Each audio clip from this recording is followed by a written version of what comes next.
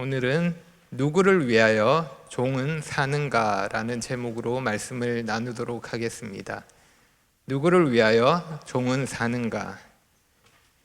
오늘 제목은 해밍웨이의 소설 누구를 위하여 종은 울리나 라는 소설의 제목을 따라해 봤습니다. 참고로 말씀은 소설 내용과는 전혀 관련이 없고요. 종도 그 종이 아닙니다. 한 아버지가 너무 말을 안 듣는 아들을 훈계하려고 회초리를 들었습니다. 너 매를 맞아야겠다. 그렇게 매를 때리려고 하는데 울면서 용서를 비는 아들을 보니까 차마 때리지를 못합니다. 그리고 아버지는 아들을 대신해서 자신의 발을 때렸습니다. 그 모습을 본 아들은 충격을 받았고 자신의 잘못을 뉘우칩니다. 며칠이 지난 어느 날 방에 있던 아들이 큰 소리로 급하게 아버지를 부릅니다. 그래서 무슨 일인가 해서 방으로 가봤더니 아들이 엄마에게 혼나고 있는 겁니다. 아내가 회초리를 들고 아들을 때리려고 하고 있었습니다. 아들은 아빠를 보고 이렇게 말합니다.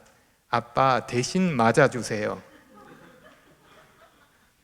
아버지는 순간 당황했지만 아들 앞에서 일관성 있게 행동해야 되니까 결혼 후에 처음으로 아내에게 맞았다고 합니다.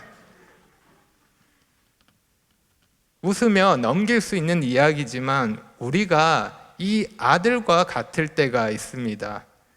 예수님이 나를 대신해서 죄의 형벌을 받았다는 사실, 예수님이 나를 대신해서 십자가에 죽으셨다는 사실, 처음에는 그것이 그렇게 감동이 되고 생각할 때마다 눈물이 났었는데, 그런데 시간이 지나면서 그 이야기가 익숙해지고 은혜에 적응하다 보니 예수님을 십자가에 죽게 한 죄, 그 죄를 가볍게 생각하고 또 죄를 쉽게 짓게 되는 겁니다.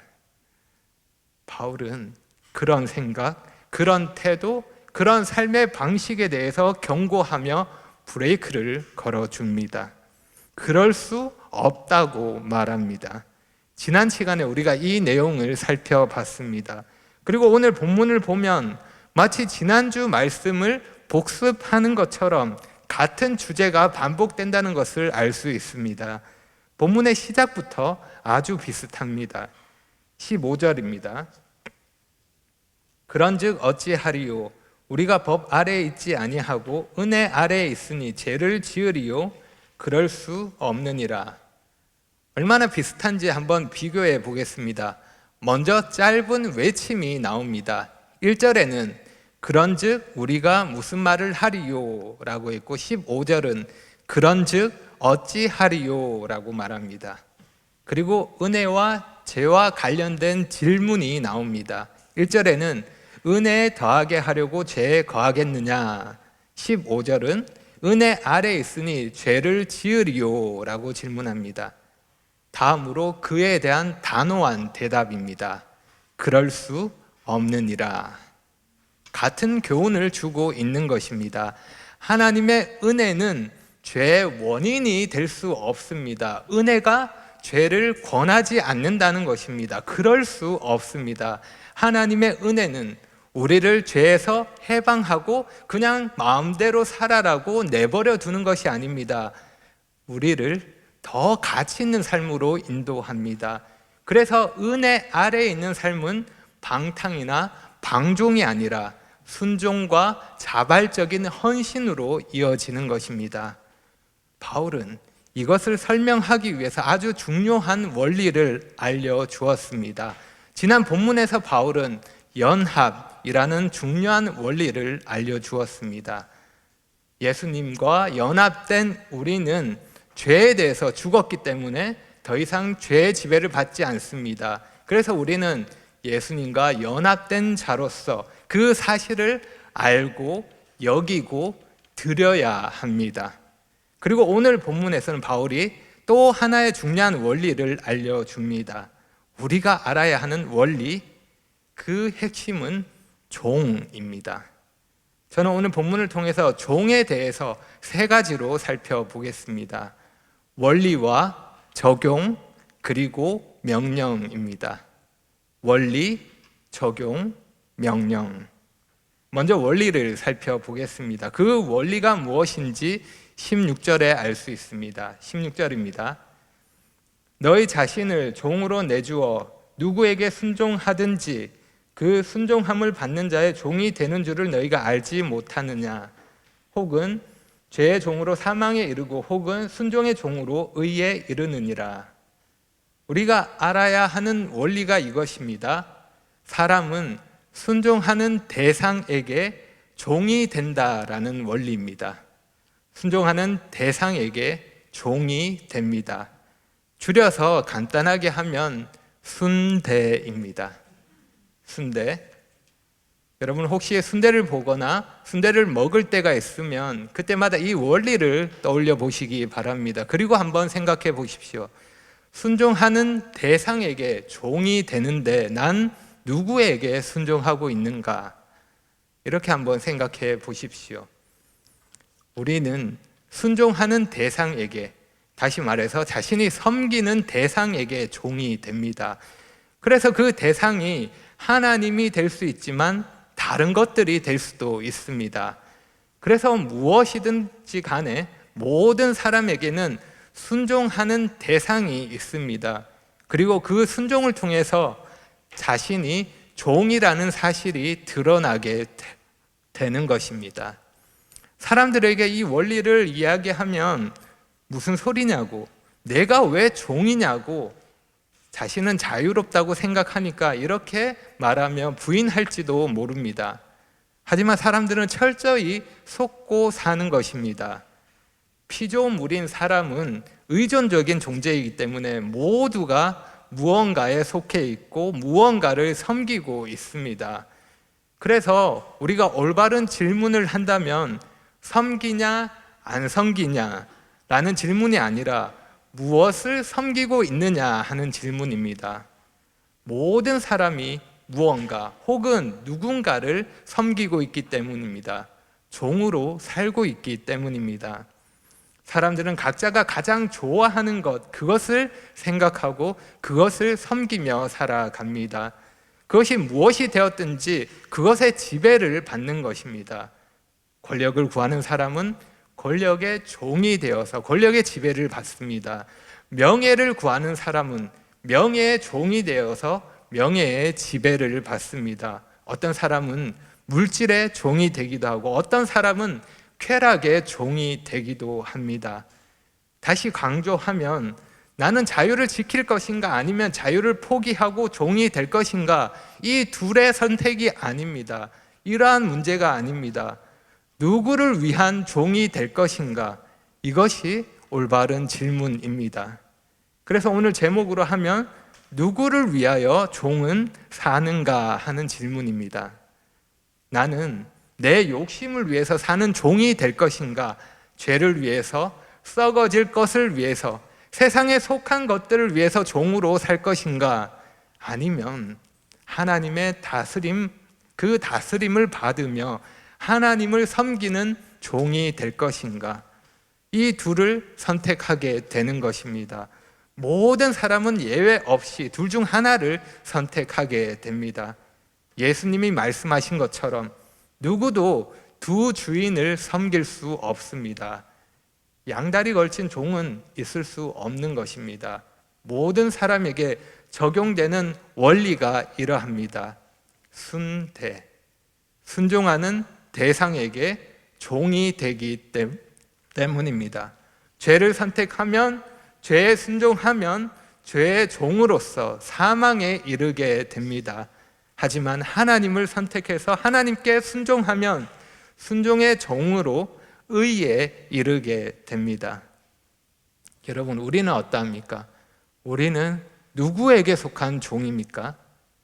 우리는 예수님을 믿음으로 의롭다 하심을 받은 자로서, 예수님과 연합된 자로서, 새 생명을 가진 자로서 하나님의 종으로 살아갑니다. 하나님께 순종하는 자입니다. 그래서 우리가 은혜 아래에 있지만 율법이 아니라 은혜가 우리를 다스리고 있지만 그럼에도 불구하고 우리는 우리 뜻대로 은혜를 이용하지 않습니다. 죄에게 우리를 내어주지 않습니다. 죄에게 순종하지 않는 것입니다. 이렇게 죄와 은혜에 대한 질문에 대해서 순대라는 원리로 대답했습니다. 그리고 이것을 바울은 우리에게 적용합니다. 이 원리를 우리에게 적용할 때 따라오는 것, 바로 따라오는 것은 하나님에 대한 감사입니다. 하나님께 감사하리로다 라고 말합니다. 원리, 그리고 다음으로 우리가 살펴볼 것, 적용입니다. 바울은 원리를 적용하면서 먼저 하나님께 감사했고 이어서 우리가 어떻게 바뀌었는지 그 사실을 주목합니다. 이전의 우리와 지금의 우리를 비교하는 것입니다. 원리를 적용할 때 우리가 어떻게 되었는지 두 가지로 생각할 수 있습니다. 적용에 대해서 두 가지로 생각할 수 있습니다. 이전과 지금의 우리가 어떻게 바뀌었는지. 첫 번째 적용은 주인입니다. 첫 번째 적용, 주인. 우리는 주인이 바뀌었습니다. 16절과 17절입니다. 하나님께 감사하리로다. 너희가 본래 죄의 종이더니 너희에게 전하여 준 바 교훈의 본을 마음으로 순종하여 죄로부터 해방되어 의에게 종이 되었느니라. 우리는 본래 죄의 종이었습니다. 죄의 지배를 받으며 죄가 원하는 것을 따라하며 죄에 붙잡혀서 살았습니다. 하지만 복음이 우리에게 전해졌고 우리가 그 복음을 믿음으로 그 복음을 마음으로 순종했고 그 결과 죄로부터 해방되었습니다. 그 결과 죄의 종에서 의의 종으로, 전에는 죄가 주인이었는데 지금은 이제는 의가 주인이 되었습니다. 바울은 오늘 본문에서 죄의 종이라는 표현, 죄의 종이라는 표현과 대조되는 표현 세 가지의 표현을 사용합니다. 16절에는 순종의 종이라고 하고 18절에는 의에게 종이라고 합니다. 22절에는 하나님께 종이라는 표현을 사용합니다. 모두가 죄의 종이라는 표현과 대조되는 표현입니다. 이러한 표현들은 우리가 새로운 주인을 만났다는 것을 이야기합니다. 모두 하나님을 의미하는 표현으로 볼 수 있습니다. 우리가 다양한 것으로 내가 누구인지 말할 수 있습니다. 또한 내가 좋아하는 것, 내가 따르고 섬기는 것을 통해서 나를 이야기할 수 있습니다. 하지만 그 모든 것들을 정리하면 두 가지로 요약됩니다. 사람에게 주인이 되는 것은 죄입니다. 그것이 아니면 하나님입니다. 두 가지로 요약되는 것입니다. 그래서 우리는 죄의 종이 되든지 아니면 하나님의 종이 되든지 둘 중에 하나입니다. 참으로 감사하는 것은 우리가 복음을 믿었고 그 결과 우리가 죄의 종에서 하나님의 종으로 바뀌었다는 사실입니다. 내가 섬기는 주인이 죄에서 하나님으로 바뀌었습니다. 이렇게 주인이 바뀐 것에 대해서 한번 생각해 보십시오. 우리가 예수님을 믿을 때 그것에 대해서 신분의 변화로 말할 때가 많습니다. 맞습니다. 우리가 예수님을 믿은 후에 우리의 신분이 완전히 달라집니다. 그런데 오늘 본문에서는 주인이 바뀌었다는 그런 측면에서 보면 우리가 예수님을 믿는 것에 대해서 또 다른 의미를 생각할 수 있습니다. 오늘 본문에서 말하는 포인트는 신분의 변화가 아닙니다. 신분은 여전히 같습니다. 신분은 종입니다. 하지만 주인이 바뀌었습니다. 그래서 우리의 인생이 완전히 바뀐 것입니다. 여전히 종이지만 이제는 죄의 종이 아니라 하나님의 종이 되었습니다. 그래서 우리 인생이, 우리의 운명이 완전히 바뀐 것입니다. 죄의 지배에서 해방되어서 하나님의 다스림으로 옮겨졌습니다. 흑암의 권세에서 구원받아서 그의 아들의 나라의 통치로 옮겨졌습니다. 그래서 우리는 두려움과 불안, 걱정으로 주인을 섬기는 종이 아닙니다. 우리는 하나님의 크신 은혜 안에서 즐거움으로 하나님을 따르며 기쁨으로 순종하며 사는 것입니다. 진정으로 행복한 종이 된 것입니다. 주인이 하나님으로 바뀌었기 때문입니다. 원리에 대한 첫 번째 적용, 주인입니다. 우리는 주인이 바뀌었습니다. 다음으로 두 번째 적용, 열매입니다. 우리는 열매가 바뀌었습니다. 바울은 이번에도 이전과 다른 우리를 비교합니다. 전에 우리는 어떤 열매를 맺었습니까? 전에 우리가 맺은 열매, 20절과 21절입니다. 너희가 죄의 종이 되었을 때에는 의에 대하여 자유로웠느니라. 너희가 그때 무슨 열매를 얻었느냐? 이제는 너희가 그 일을 부끄러워하나니 이는 그 마지막이 사망임이라. 전에 우리가 죄의 종이었을 때에는 의에 대해서 자유로웠습니다. 의를 따르려고 하지 않았고 따를 이유도 없었고 따를 수도 없었습니다. 그래서 죄의 종으로서 자유롭게 의에 대해서 자유롭게 살았습니다. 하지만 사실 이러한 삶은 자유로운 것이 아닙니다. 엄밀히 말하면 자유보다는 방종이고 방탕이라 할 수 있습니다. 죄의 종으로 살면서 행하는 것들, 누리는 것들, 자유가 아닙니다. 죄에 매여서 죄의 지배 아래에서 부끄러운 결과를 얻을 뿐입니다. 그래서 바울이 질문합니다. 너희가 그때 무슨 열매를 얻었느냐? 우리가 예수님 믿기 전에 죄의 종으로 살 때 어떤 열매를 얻었습니까? 지금 우리가 세상에서 보는 그런 죄의 열매들이 아닙니까? 그런 열매들, 세상에서 보는 그런 죄악된 열매들 보면 어떻습니까? 부끄럽지 않습니까? 자랑할 수 없는 것들입니다. 그리고 그 마지막이 무엇입니까? 그 마지막은 사망입니다. 우리가 전에 맺었던 열매도 그러합니다. 우리도 그러했습니다. 내가 했던 경험들을 한번 생각해 보십시오. 내가 죄를 통해서 나의 필요를 채우려고 했을 때 무엇을 얻었습니까? 그 결과가 좋았습니까? 아닙니다. 순간의 만족이나 쾌락을 얻기 위해 그것을 따랐을 때 더 큰 것, 더 귀한 것들을 잃어버립니다. 대신에 나에게 남는 것은 죄책과 낙심과 좌절입니다. 마음의 평안이 사라집니다. 죄의 열매가 그러합니다. 우리가 전에 맺었던 열매가 그러한 것입니다. 여러분, 죄는 마약과도 같습니다. 우리에게 좋은 결과를 줄 수 없습니다. 우리가 죄의 종으로 살 때 얻었던 열매가 그러한 것입니다. 사람들이 마약을 통해 그 약물을 통해 행복감을 얻으려고 했을 때 즉각적으로 순간적인 잠깐의 시간 동안 그 만족을 얻을 수 있을지는 모릅니다. 하지만 그 만족은, 그 즐거움은, 그 쾌락은 순간이고 그 나쁜 결과는 오래도록 계속됩니다.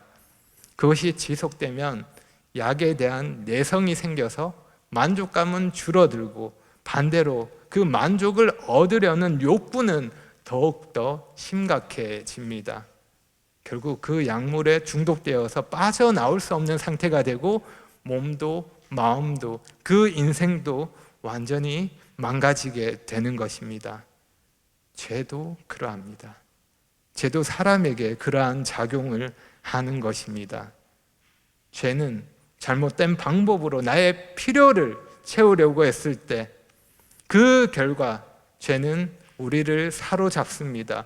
우리를 올가맵니다. 우리를 지배하는 것입니다.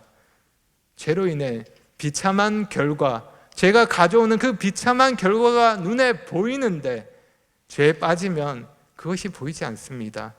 계속해서 파멸의 길로 가는 것입니다. 우리가 다윗의 경우를 보면 알 수 있지 않습니까?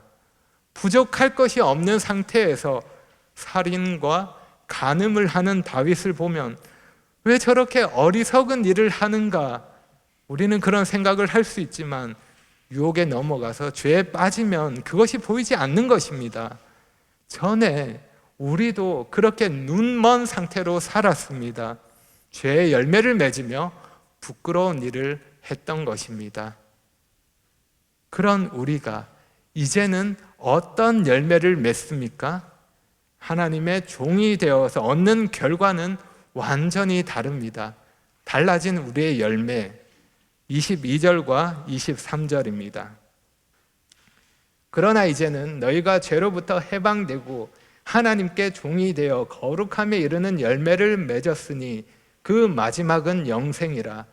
죄의 삭은 사망이요 하나님의 은사는 그리스도 예수 우리 주 안에 있는 영생이니라. 바울이 자주 쓰는 중요한 전환의 말이 나옵니다. 그러나 이제는 우리가 죄의 종에서 하나님의 종이 되었을 때 완전히 다른 결과를 얻게 됩니다. 완전히 다른 열매를 맺게 되는 것입니다. 그 결과를 비교하면 이러합니다. 그때 의로부터 자유로운 죄의 종이었지만 이제는 죄로부터 자유로운 하나님의 종입니다. 그때 부끄러움을 가져오는 열매를 맺었지만 이제는 거룩함을 가져오는 열매를 맺습니다. 그때 죄의 열매로 그 마지막인 사망을 얻게 되었지만 이제는 의의 열매의 마지막인 영생을 얻게 됩니다. 우리가 맺는 열매가 달라졌습니다. 그냥 조금 달라진 것이 아니라 정반대로 완전히 180도로 달라졌습니다. 그리고 우리는 거룩함에 이르는 열매를 경험할 수 있습니다. 이미 경험하고 있고 또 그날의 최종적인 결과를 온전히 경험하게 될 것입니다. 죄의 삭은 사망입니다. 우리가 받아야 하는 열매, 그 결과를 마땅히 받는다면 우리가 받을 수 있는 것은 무엇입니까? 사망뿐입니다. 우리는 사망이 마땅한 자입니다. 죽어야 마땅한 것입니다. 그런데 하나님은 우리가 받아야 할 사망이 아니라 우리가 받을 수 없는 것을 주셨습니다. 하나님은 우리에게 하나님의 은혜로운 선물인 영생을 주신 것입니다. 우리가 이 놀라운 선물을 받을 수 있는 것은 우리가 은혜로 받는 영생의 선물, 그 선물의 유일한 근거가 되는 것은 예수 그리스도입니다. 우리가 예수님을 믿음으로 고백했을 때 예수님과 연합되었기 때문입니다. 우리가 본문의 표현처럼 그리스도 예수 우리 주 안에 있기 때문입니다. 그 안에 거하게 되었기 때문입니다. 그래서 자격 없는 우리가 영생의 선물을 받을 수 있는 것입니다. 이것이 우리에게 주어진 놀라운 열매입니다. 그럼 이제 우리가 이 놀라운 은혜의 선물을 받은 자로서 어떻게 살아야 하는지를 살펴볼 차례입니다. 마지막으로 명령입니다. 종의 원리를 우리에게 적용했을 때 우리가 경험하는 변화가 있습니다. 우리의 주인이 바뀌었고 우리의 열매가 바뀌었습니다. 그리고 그런 우리에게 주어진 명령입니다. 오늘 본문에 나오는 하나의 명령입니다. 하나의 명령, 거룩함에 이르라입니다. 19절입니다. 너희 육신이 연약함으로 내가 사람의 예대로 말하노니 전에 너희가 너희 지체를 부정과 불법에 내주어 불법에 이른 것 같이 이제는 너희 지체를 의에게 종으로 내주어 거룩함에 이르라. 바울은 명령을 말하기에 앞서서 자신은 복음의 원리를 설명하기 위해서 보다 쉽게 이해할 수 있도록 그 원리를 설명하기 위해서 사람의 예대로 말한다고 합니다. 다시 말해 종이라는 비유를 사용해서 이 원리를 설명한다는 것입니다. 아마도 종에 대해서 거부감을 느끼는 그런 사람을 배려한 표현이라고 볼 수 있습니다. 지금도 그렇지만 당시의 종은 그리 매력적인 존재가 아니기 때문에 종에 대해서 비유했을 때 미리 이러한 표현을 사용한 것입니다. 그러고 나서 바울은 거룩함에 이르라는 명령을 합니다. 우리 성경에 보면 거룩함에 이르라가 명령인데 좀 더 분명하게 하면 거룩함에 이르라라는 말 앞에 있는 내주어라는 말이 명령입니다. 내주어가 명령입니다. 말하면 내주라라는 명령입니다. 이 단어 내주라라는 명령은 13절 끝에 나오는 드리라라는 명령과 같은 단어입니다. 13절에서는 드리라라고 번역되었고 지금 19절에서는 내주어라고 번역되었습니다. 그래서 통일성 있게 이 말씀을 전체 문맥 안에서 이렇게 말할 수 있습니다. 거룩함에 이르도록 너희 지체를 의에게 종으로 드리라. 드리라가 명령입니다. 그래서 보면 19절의 명령과 13절에 있었던 명령, 같은 명령임을 알 수 있습니다. 그래서 오늘 본문이 지난 본문의 복습이라고 할 수 있는 것입니다. 같은 명령을 반복하고 있는 것입니다. 우리에게 주어진 명령이 이것입니다. 나 자신을, 나의 지식과 재능과 나의 시간, 나의 물질을, 나의 모든 삶을 거룩함에 이르도록 하나님께 내어드리라는 명령입니다. 그러면 우리가 이 명령에 대해서 어느 정도 순종하면 될까요? 바울은 이렇게 말합니다. 전에 너희가 너희 지체를 부정과 불법에 내주어 불법에 이른 것 같이 순종하라는 말입니다. 우리가 죄의 종에 있을 때 나의 욕심과 만족을 위해 수고했던 것만큼, 내가 죄의 열매를 얻기 위해서 그렇게 열정을 쏟아 부었던 것만큼, 내가 어떻게든 얻으려고 하고 악을 쓰고 분노하면서 내 뜻을 이루려고 했던 것만큼, 이제는 그만큼 새 주인인 하나님께 그러한 열정으로 자신을 드리라는 것입니다.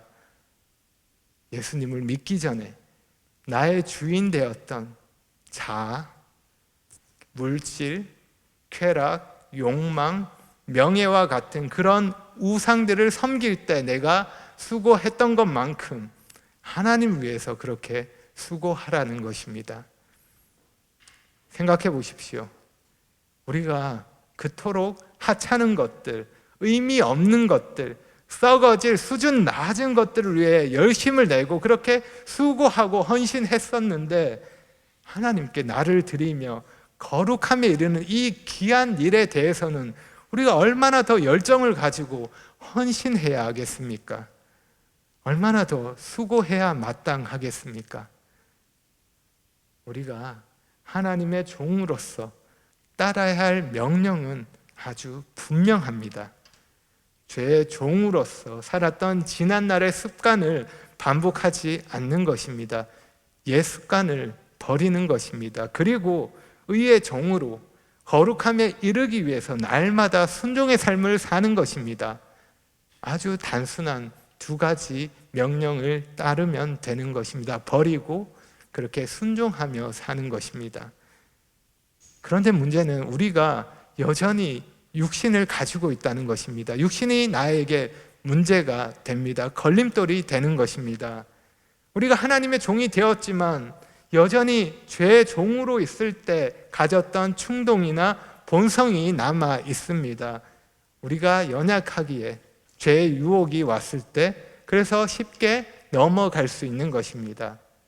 그럴 때 우리가 죄를 이기는 효과적인 방법은 보다 가치 있는 좋은 것에 나의 마음을 두는 것입니다. 죄에 속한 것이 아니라 더 가치 있는 일에 나의 마음을 두고 나의 시간을 쏟는 것입니다. 나의 힘을 쏟는 것입니다. 예를 들어 만약 내가 스마트폰을 하는데 너무 많은 시간을 쓰고 있고 스마트폰이 나에게 유혹이 된다고 했을 때 우리가 어떻게 스마트폰에서 자유로울 수 있을까요? 단순히 하지 말아야 한다고 그것이 잘 될까요? 그럴 때 할 수 있는 일은 스마트폰을 하는 것보다 더 가치 있고 중요한 일을 하는 것입니다. 여러분이 극장에 가서 좋아하는 영화를 본다고 한번 생각해 보십시오. 특별히 시간을 내서 극장에 갔습니다. 그래서 좋아하는 영화가 나오고 있습니다. 그 자리에서 여러분이 스마트폰을 보고 있을까요? 그렇게 하지 않을 것입니다. 영화에 집중할 것입니다. 우리의 인생도 그러합니다. 죄의 종으로 있을 때 욕구를 추구하는 것보다 더 의미 있는 일, 하나님의 종으로 사는 그 가치 있는 일에 내 마음을 두고 그 일에 시간을 투자하고 주님을 위해 할 수 있는 일을 시작하시기 바랍니다. 그렇게 더 가치 있는 일에 내 마음을 쓰고 나의 시간과 나의 힘을 쓴다면, 그렇게 할 수 있는 작은 일을 내가 실천한다면 그것이 죄의 종이었던 옛 습관을 벗어나는데 도움이 될 것입니다. 그리고 기억하시기 바랍니다. 죄는 항상 대가를 지불합니다. 죄의 삭은 사망입니다. 죄가 요구하는 것은 결국 죽음입니다. 죄를 가볍게 여기거나 죄가 주는 결과를 무시하지 마시기 바랍니다. 죄는 정말로 무서운 것입니다. 오늘 말씀을 마치면서 마지막으로 여러분에게 오늘 제목으로 질문합니다. 누구를 위하여 종은 사는가? 여러분, 우리는 하나님의 종입니다. 그러니 죄의 종으로 살지 마시고 하나님의 종으로 사시기 바랍니다. 기도하겠습니다. 아버지 하나님, 죄의 종 되었던 저희에게 은혜를 베푸셔서 하나님의 종이 되게 하시고 하나님을 위해 살 수 있게 하심을 감사합니다. 하나님의 은혜가 아니었다면 저희는 계속 죄의 종으로 살다가 죄의 대가로 영원한 죽음에 이르게 되었을 것입니다. 하지만 주님께서 자신을 내어주심으로 저희에게 영원한 생명을 허락하셨고 하나님의 종으로서 하나님을 섬길 수 있도록 하셨습니다. 저희가 그 은혜를 받은 자로서 계속해서 저희 삶을 하나님께 드리기 원합니다. 계속해서 주님이 기뻐하시는 거룩함에 이르기를 원합니다. 저희가 연약하여서 자주 죄에 넘어질 때도 있고 자주 죄의 유혹에 쓰러질 때도 있지만 그때마다 다시 일어나서 돌이키게 하시고 주님의 은혜를 기억함으로 죄의 유혹을 피할 수 있도록 도와주시고 주님 안에서 의미 있는 가치 있는 일을 할 수 있도록 인도해 주시기를 원합니다. 주님이 기뻐하시는 의의 열매를 맺으며 살 수 있도록 힘과 지혜를 더해 주시기를 구합니다. 예수님의 이름으로 기도합니다. 아멘.